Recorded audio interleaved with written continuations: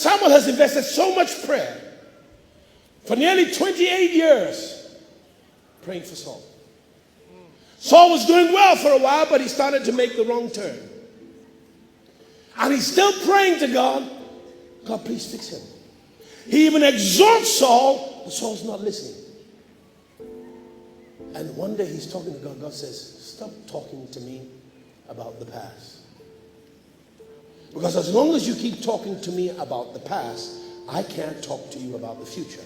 And even if I did, you wouldn't hear me because you are consumed with the past. When they say a governor created a system that improved the economy, let that governor's name also be Nathaniel.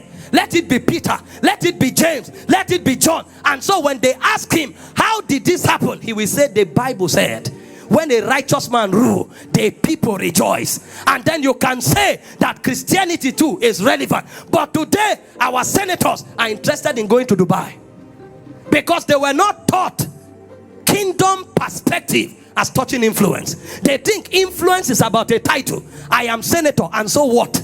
I am minister, and so what? Where are the lives you are transforming? It's only sycophants that can ring round around you and celebrate you. Mixed feelings, actually mixed feelings, right? Couple of hours to the judgment day for the Presidential Election Petition Tribunal sitting in Abuja to rule on the cases of the petitions of Peter Obi and Labour Party, Atiku and PDP, and of course the APM against President Bola Ahmed Tinubu that was declared winner. Many Nigerians say he's not their president, but of course until his certificate of return is returned, he's still sitting in the office. That being said, just like before the election, set couple of dissenting views and opinions and prophecies and messages. Again, we are seeing the rise of them all. And who else? Pastor Paul Adefarasin, again, that once said that that we are waiting for King David, but God will send Saul first, has now said that we should stay on with the Saul and we should move on. I'll try my best not to establish again or cast my opinion on this subject, because the last time I did on the Pastor Kumoyi and Pastor Bakare's matter, many of you didn't like it. So I'll relapse. But of course, who else is going to insist that a generation must rise if not for Apostle Michael Orokpo? Again, many of these young preachers have been doing so much, and not because you think that it's a generation of young people to take over, but they've been trying to inspire Nigerians to get on. I'm sure that Peter B did so much to encourage Nigerians to go register for PVCs and participate in the electoral process. But many young persons in politics, in religion, in faith, in education, on social media, a lot of young people actually encouraged, motivated, inspired, and sometimes even supported Nigerians to doing the things that we see as result now. So we must thank God for what Apostle Michael Orokpo and his likes have been doing. So this is it. But it's no coincidence that the same week that we are having the judgment to come, President Bola Ahmed Tinubu met with the service chiefs. No coincidence that the DSS is issuing warnings upon warnings, just like they did before and after the elections, of many gatherings against. It's no coincidence that Pastor Enoch Adeboye is saying that the Naira will rise again, even though before now, a couple of years ago, sometime in 2016, he has said that IMF, International Monetary Fund, the Naira will rise above the dollar. This time he said that Naira will rise again. No coincidence. So, however, I'm going to allow you watch these two videos and make your opinion count, and then share this video. The truth is, both sides are always right, depending on perspective. You know, seeing 9 and seeing 6, depending on where you are standing from, they can look the same. I don't know. But I really wish that Pastor Paul is consistent in his message to saying that Saul would come first and David would come. I don't know, maybe the time of years or the length isn't what he was specific about. I rest my case. So watch this video and share this video and let me hear your opinion. Maybe I'll drop my own opinion and a couple of screenshots of my thoughts in the comment section. I'll catch you. Samuel has invested so much prayer for nearly 28 years praying for Saul. Saul was doing well for a while, but he started to make the wrong turn. And he's still praying to God, God, please fix him. He even exhorts Saul, but Saul's not listening. And one day he's talking to God. God says, stop talking to me about the past. Because as long as you keep talking to me about the past, I can't talk to you about the future. And even if I did, you wouldn't hear me because you are consumed with the past.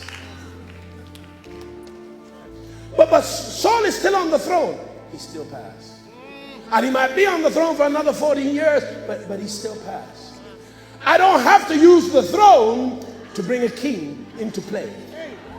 I don't have to win a battle through the king. I can win it through a boy. So stop talking to me about what is past. Some of you are so attached to something in your yesterday, and you want closure from God. You want closure from Saul. You're not necessarily going to get closure. You must now learn how to move on without having to have closure. Because if you have to have closure, it means that you need an explanation from God. And if you have to have an explanation from God, it means that you don't really trust God. So you can walk away from pain and saying, God, I don't need anybody to explain. I don't need anybody to say sorry. I trust you to deal with it. My job is to move on. Do you understand that? Because some of you, you're fighting somebody, you're not talking to them because they haven't made closure. And you haven't had your chance to tell them how ugly, how nasty, how wicked they are. How could they ever do that to you? I made up my mind a few days ago. I moved on. You can have your ugly ways about me. You can say all you want to say about me. You can toot and twerp and how did they say? Olofofo, I'm a ball. You say all you want to say. I don't have a beef with you. I've moved on. Your ministerial position means nothing if it does not put food on the table of the poor man, if it does not create policies that advance good and improve society. If at the end of your 8 years of being a senator, all you came out of the chamber with was a title, you never existed. You were a dead man walking. And so today, if we count senators, we should stop counting titles but count their impact in society.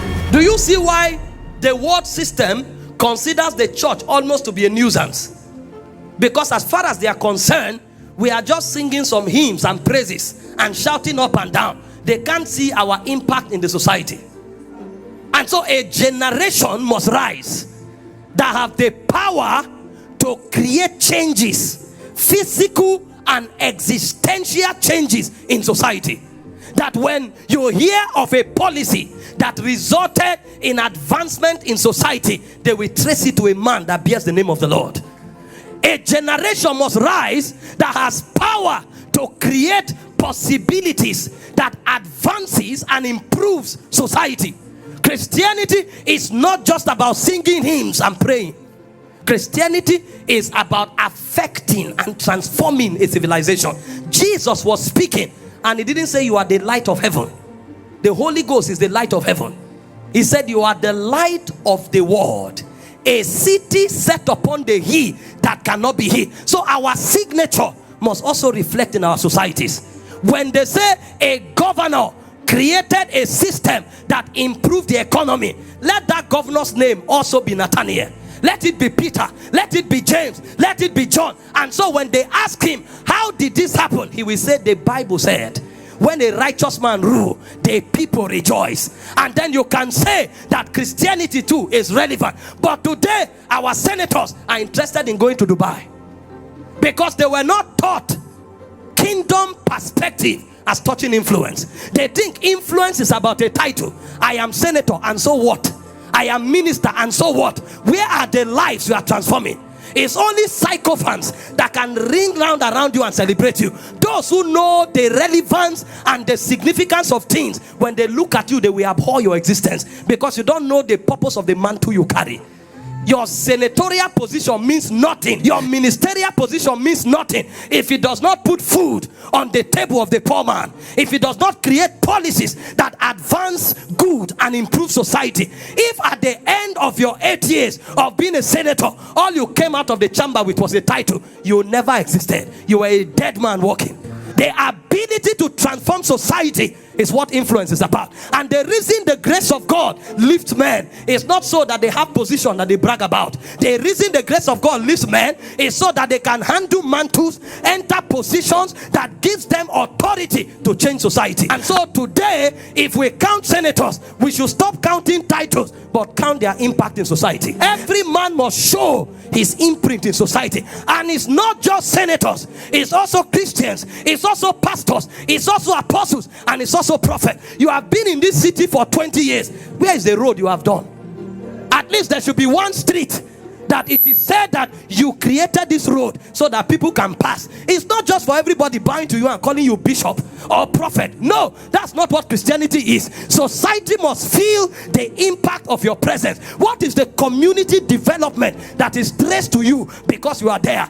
200,000, 300,000, 500,000 people are coming to church, but we can't see jobs. We can't see orphanages that are impacted. We can't see roads that are improved. We can't see electricity improved. Then why are you there? What does it mean to be the light of the world? It's not only to preach Christ, it's also to influence society. By the time we take our position in improving society, you will see that society will have no choice but to respect our Jesus, to respect our belief system, and they will know that we shape economy, we shape civilization. Today, I can tell you, many nations of the world have their ideologies built on the laws of Moses.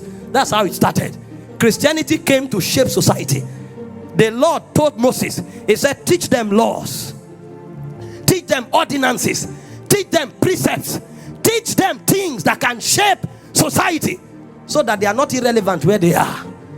Today, a governor who is a thief can come to a church and we are just happy because he has title of governor, whereas he's bringing reproach to the name of God. What is the big deal about you being governor if we cannot see the impact in society?